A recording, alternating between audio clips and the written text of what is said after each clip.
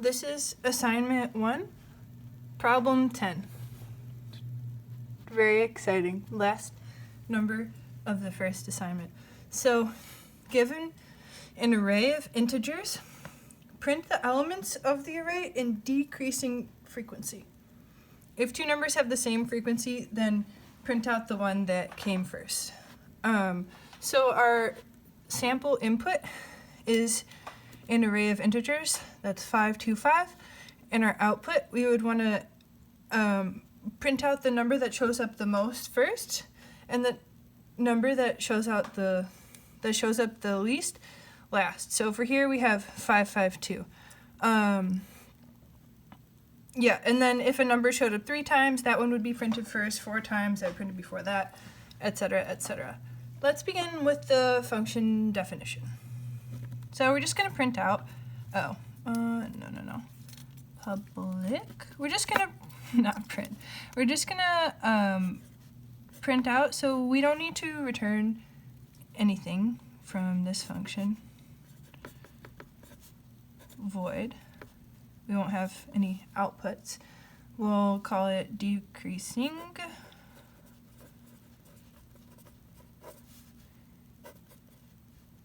frequency, and our input will be an integer array A.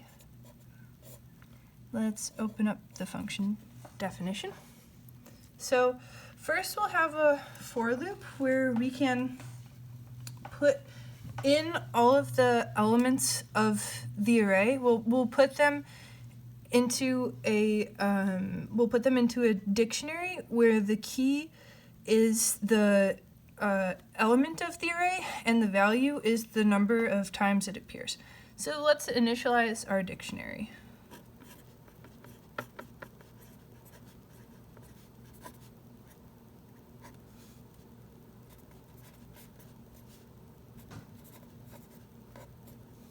We'll call it dict.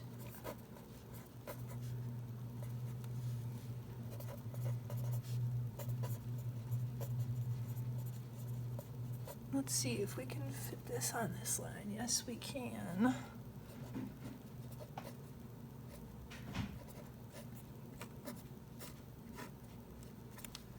Awesome. Let's start our for loop.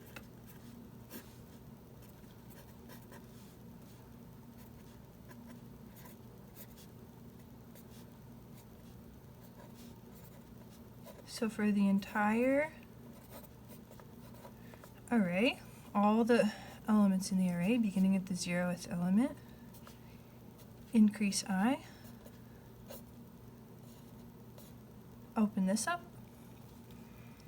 If the number is already in the dictionary,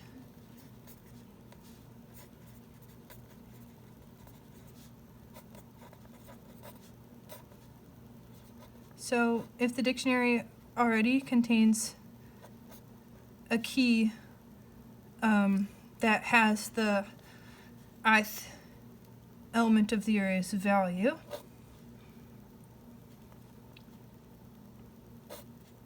open this up, then we'll increase the value by 1.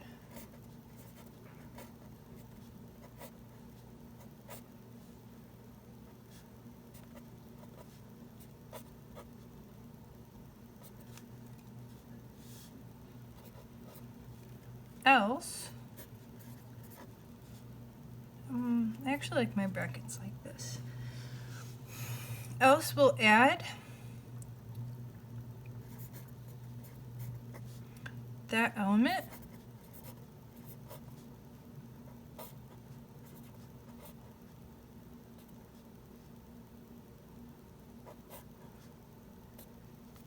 as the key and 1 as the value, because the first time we encounter this element, it will have showed up 1 time.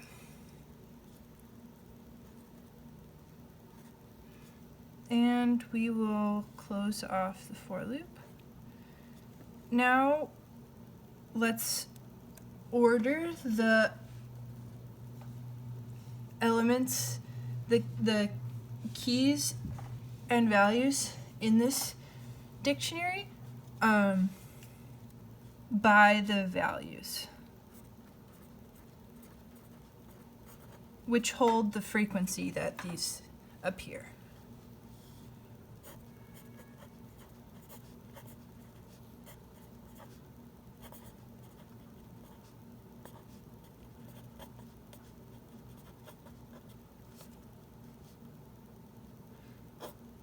And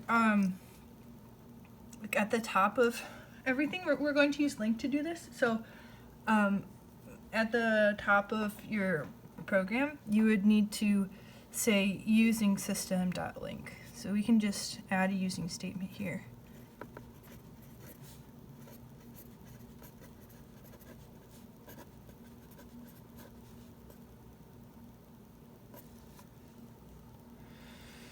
Okay, so for each key value pair,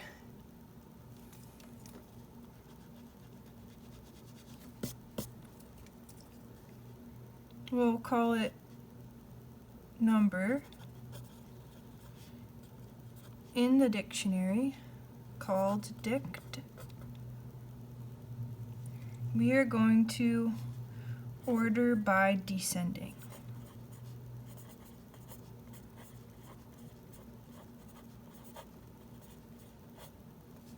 For the values for our keys.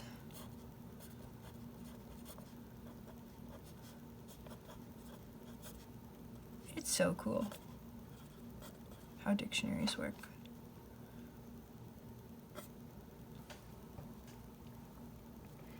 And we'll close off this parenthesis here. So now that our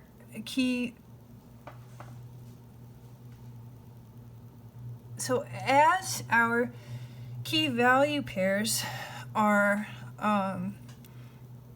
being ordered by descending, we'll print out each key.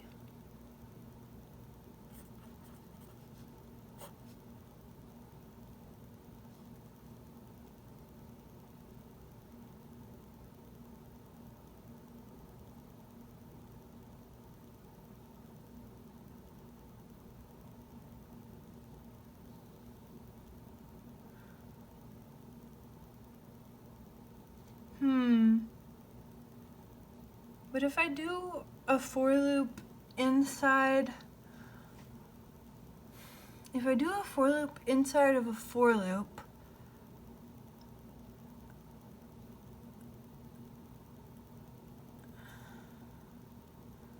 I'm not going to, that's going to be O of n squared. Okay, so it's actually not going to be an O of n squared runtime, because what we're doing is for each key value pair, we're ordering it by the value in a descending way. So if there are two key value pairs in the dictionary, the one with the higher value is first and the one with the lower value is second. Extrapolate that to any amount of key value pairs in the dictionary. So for our inner for loop, let me explain in a minute. So for I equals 0 until the value for the given key value pair. So we're gonna, well, one sec. Basically, we'll print out the key value times, which is only O of n because we're going over only the amount of elements that were in the original array.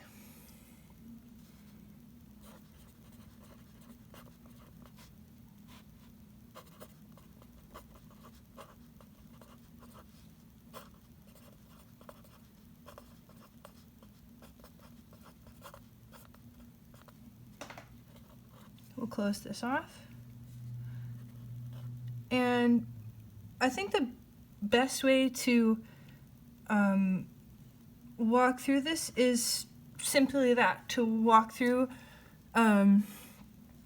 this algorithm using our input array and print out our output array. So let's do that, and as we go, we'll analyze the time complexity and the space complexity. So using our input array, we create an empty dictionary. We'll write that here. So with our key and our value. For I equals 0, for the length of the array, increment I. So let's start at I equals 0.